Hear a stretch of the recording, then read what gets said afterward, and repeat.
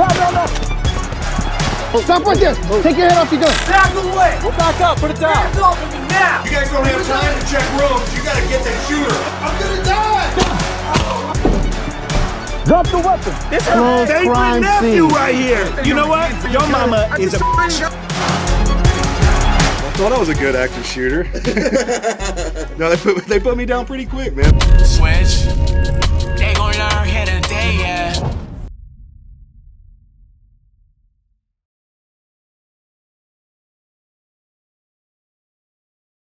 Welcome to another episode of Switch. We got Donut, we got Brandon. Let's go. I am the best active shooter there's ever been. Not really. We'll find out right now on Switched. Have you ever wondered how you might react if you're a police officer in some of the situations that they face day to day? Well, wonder no more, because we're gonna find that out today on Switched. This is where civilians take on the shoes of police officers and have to make those critical decisions when life is on the line. Let's go. What are you hoping to get today for Switch? You know, honestly, perspective, just a little insight, be able to peel back the layers a little bit of law enforcement. Are you hoping to see kind of what it's like on the when you put the shoe on the other foot? I am and I'm not, because I know it's gonna be a stressful situation, and a lot of times, you know, we see these videos and be quick to judge, and then more content comes on, you're like, oh, I see why they did that, or why did they do that, type of thing. So I don't know what. All right, fellas, so you guys are responding to an active shooter at a facility. This is a training facility, and somebody just showed up, and all we have is there was gunshots inside. We don't know where the gunshots are coming from. We don't know how many people are down. You guys are the first officers on scene, and you guys got it. They're still actively getting shot inside. That's all you guys got. Jeez. You ready? Ready? Yeah. Let them know.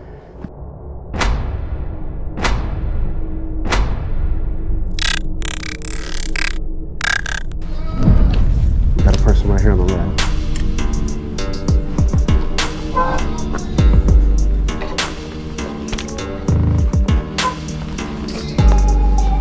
People are actively getting shot back there. You guys gotta hurry and push.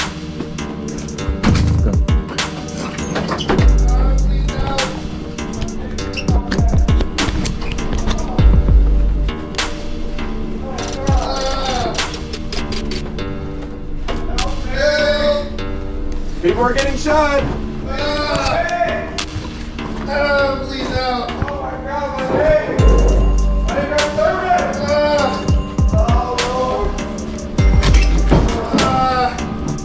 Somebody help us. Please. Please. Somebody call the police. Oh, please. Help me. I think that's help right there. I'm gonna try to get right here on my left. Help me, please. Somebody help us. Hey, help me out, man. Help me out. I don't want to die. Go, people are getting I shot. don't want to die. I'm bleeding.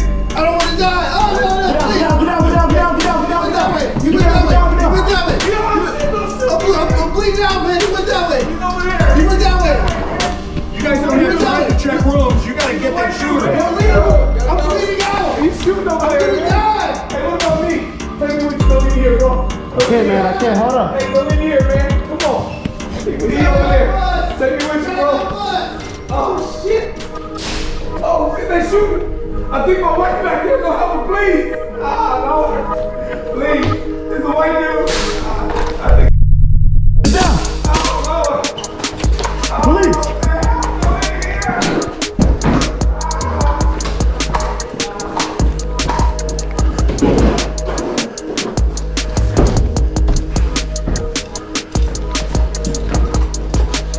We have someone down here. Scenario over.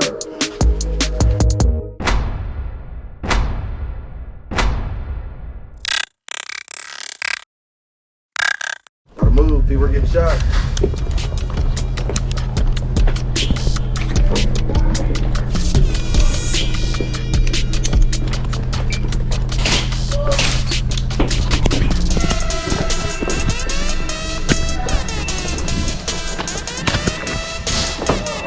You guys gotta move. Come to me. He went this way. He over there. He went down. No, come on, man. He's over there. Don't kill Show me your hands. Okay. Show me your hand. Keep that way. He's over there. He's over there. Oh my God, hard. I think I'm dying. Get me out of here. Take me out of here, please. Please take me out of here. Get me out of here, please.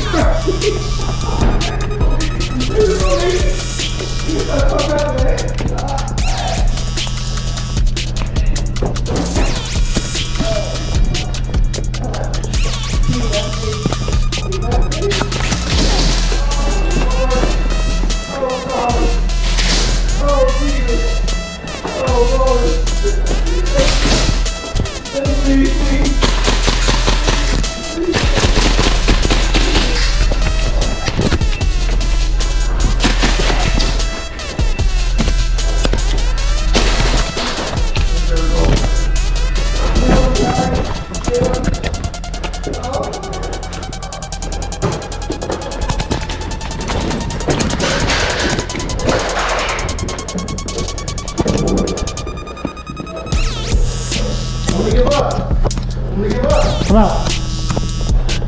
You good? What? Get on the floor. Get on the floor. Get on the floor. Get on the floor. What? Get on the floor. What? Get the fuck on the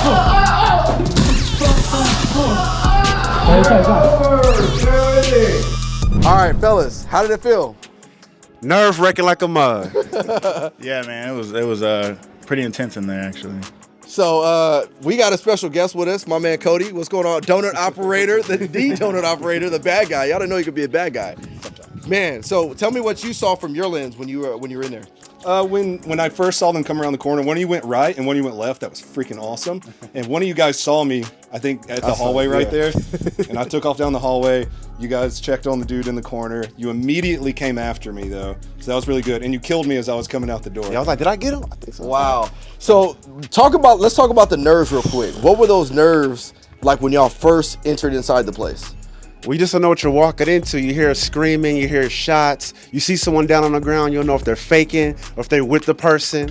So I'm like checking bodies and make sure someone's actually dead. And then someone's like, oh, come with me. I'm like, oh no. Hold tight. Yeah, I mean, it was the same, man. Going in and the first thing you're seeing is people saying like help, right? But you know, you don't know what that person is. So like my first thing was like, let's clear who we can see and then try to make our way through the room. But the room, there's a lot of different turns, there's a lot of different doors, and so every time you take a step, you're like, I don't know, man, this might not be the right way to go. At what point did your blood start pumping? Right when the fire started. Right when I started hearing people yelling. Okay, so that was like right when you walked to the door, Walked right? in yelling, and we started looking, and he went ahead, and then somebody yells, I think it was you. People are getting shot. So I didn't want to just wait. But I also didn't want to walk past the dude who was laying there, because he could have just rolled over. So I just wanted to check him first. But yeah, it was the blood was flowing. But with the first guy, I was checking to see if you can't tell if they're hurt or if they're actually somebody shooting too. The main thing why I ended up shooting this guy is I was telling him to get on the ground, and he was telling me there's people over there, but he was just shooting at me. And he wouldn't turn around, so I said, the hell with it, I'm gonna put like 3 of them in him. So that was interesting because at the very end of it, his gun was on the ground. I didn't know what else he got on him though. You didn't know what else he got? Did you know he was a suspect? I know he was shooting at me. And how do you know? Because you saw him He was specifically? shooting at me, and then he was the only one in the room when I went to look, and he threw his gun out, and then, so I just felt like, if he was willing to kill me 5 seconds ago, what's any different from now? So does that mean that, I'm just curious, what are your thoughts on, do you think you have the ability to shoot somebody that's unarmed and essentially trying to give up? Do I have the ability? I'll shoot the hell out of anybody, honestly. if I feel like I'm direct threat, right? I mean, they're threatening my life, yeah. But I couldn't tell though, that's why I went after it, because he could have said, hey, that's what you get for sitting here trusting the killer, you know what I mean? This guy is out here actively shooting at me, so. So were you guys, did you guys hear the gunshot go off inside? Yeah, I heard 2 gunshots, I believe. And what that make you guys feel like when you heard those gunshots? That we was on an attack at that point. Yeah. I got off the safety and was ready. So you ran, which is what you should do. I mean, that's what we signed up to do, right? Right, Cody? Absolutely. And so that's exactly what we're supposed to do, is run towards it. But is that a difficult decision to make? Like, was your blood pumping at that moment in time? Hell yeah. 100%. There's a hallway, there's doors, and you don't know who There's behind so many these doors. You don't know where they're at. It was like, you want to run because you know people are getting hurt, But at the same time, if we're not able to like be the solution, it was like, if we die, everybody's dead, you know? So another thing, your heart's pumping so fast that all the rooms start looking the same. Start looking like, because you've never been in this house. I've been in there 2 seconds probably. So Wow. you're like, this room looks like this room looks like that. And then, you know, once the shooting started to happen, then I was like, all right. Like, I didn't even look behind me. I was just thinking, this is a guy, so it would have been probably a dumb thing to just start firing at the guy. But at the same time, though, I don't know if he had friends or if it was him by himself or. What's interesting is you just experienced what we call tunnel vision. Yeah. So what tunnel vision is when that adrenaline starts going, you start pumping, you're literally, everything kind of just closes off. Your senses start to get closed off and you're focusing on the threat essentially, right? And you don't even realize what's going on around you. What'd you notice from your point? I mean, they did a good job just kind of pushing through the threat. I would say that, you know, shooting somebody that's unarmed is definitely going to be scrutinized. Especially when I was saying, you know, I wanted to give up. That's probably, you know, not looked at as the best. I get what you're saying. Yeah. You know, I was just shooting at you, right? But if you would have listened to me and said, hey, all right, after this, and got on the floor immediately, then I wouldn't have second guessed that. That's why I was like, you know what? I don't know if he's going to pull a number on me right now. Right, So 1000%. I'd rather. But you know, at that point, I gave up, right? So you got to take that into account as well, as far as, you know, just For sure. you know, just totality of circumstances. You notice people ask that question, you know, well, I see you shoot this person over here, but that person, you didn't shoot him. Well, he had given up. He has no weapon in his hand. And the public still goes off about that. Well, you killed this black dude. Why didn't you kill the white dude? Yeah. White dude set the gun down, black dude was still firing, or whatever it may be. Yeah. So it's... So what's interesting is today, this is all airsoft. This is all fake. Imagine what the real thing is like. So yeah, as officers, we sign up every day to go towards the gunfire. But when you actually start hearing real bullets going off, we're still human beings. So it's not an excuse for us not to go towards the gunfire. We must go towards that gunfire. But what we wanted to emulate today is just that feeling of stress and like, man, like that's a hard thing to do, is to run towards the gunfire. But like you said, something that's critical is like, if I get shot, if I get down, then I'm no good, right? So we still have to equally be smart and tactical in how we make entry and how we respond to these situations. No, you came out here, you joined me. I know you're a little hesitant at first, but man, what's your thoughts about today? Oh man, it was a great experience, and I wish everybody could go through this, and unfortunately can't. But what it did was really peel back the layers and open up my eyes on what, you know, law enforcement deals with on a day-to-day. Any given call could turn sideways, right? Or like why, you know, the importance of gun safety too, you know what I mean? And just like not the rational, but like how fast you have to make these decisions and live with them. You gotta live with them. Man, what's your most impactful moment about today? Man, I know there's probably a lot. There was a lot, but I think the first one, going through the house with the active shooter, that one really got me, because literally all the cards are on the table. You go into a house, there's multiple rooms. As soon as you walk in, you're already thinking, someone's already shooting. There's people down, there's a dead person here, someone wounded. And to be able to like, not block that out, but have still the same focus to execute the target, that shit was crazy. Oh. High stress for sure. I was sweating like a mug in that joint too. So that definitely brought everything in perspective when it comes to like those mass shooting pursuits and things like that. So yeah. Last question for you. So obviously we watch the videos that come on social media and stuff like that. Sometimes we only get a 30-second snippet. Do you think you might have a different perspective to wait for context more before you kind of have an opinion? Oh man, I think waiting for content to come out is essential. I mean, there's been a few times where I've been humbled. It's like, oh man, I believe should have did that, or why did he do this? And then the beginning part of the film comes out and you're like, oh, okay.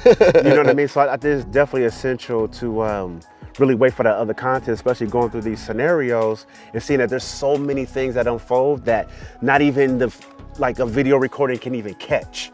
You know what I mean? Yeah, like understanding absolutely. the energy in the room, you can't catch that. Yeah. Right? The crevices of a house in the corners, dark rooms, you can't catch that. So man, thanks again, man. I hope you enjoyed it, man. Would you recommend this for other people? Oh yeah, I would pay to do something like this. Oh, you heard that. You heard, I'm gonna need But to for check you, my, I'm gonna need to check my, free 99 since for we're you. talking about paying.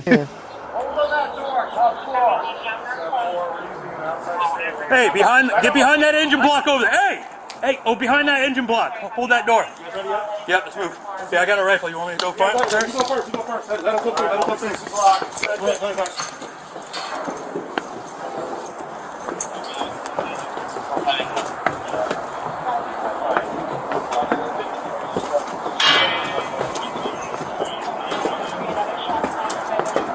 So on our radio, we're getting more south side. All right, we're good. We got to take this smart.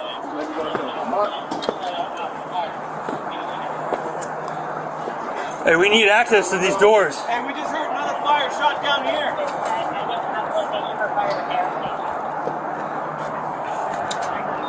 Hey, get your hands up! Hey, All right, hands on your head. find out, turn around. Everybody stand by. Keep that door. Back up. What do you got? I'm a supervisor. I was just making communication. Okay, come back. Are you able to open that door for us? I am, sir. Give me your key card. Where's your key card at? Come behind me. Absolutely. We'll take it. Okay. This slides. This goes down there. We need a key I got card. the key. I have it. I'm gonna push up. You got it, right? Here, this door. Oh, this one's already open. I'll hold it close. You wanna go in there? Stand by, slow down.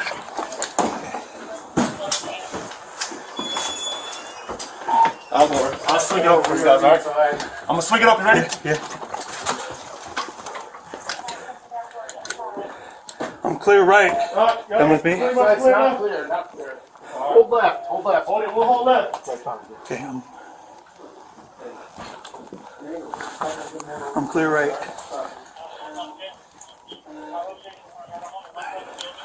Guys, push up. Hey, we need that key card over here, bro. Alright, I'm pushing back to you guys, okay? Yep. Which one you need? Door right behind us.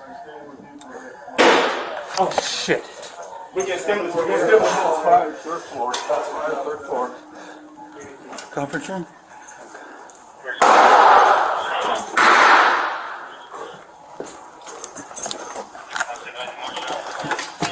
Okay, I got somebody down in front of me. We got somebody there.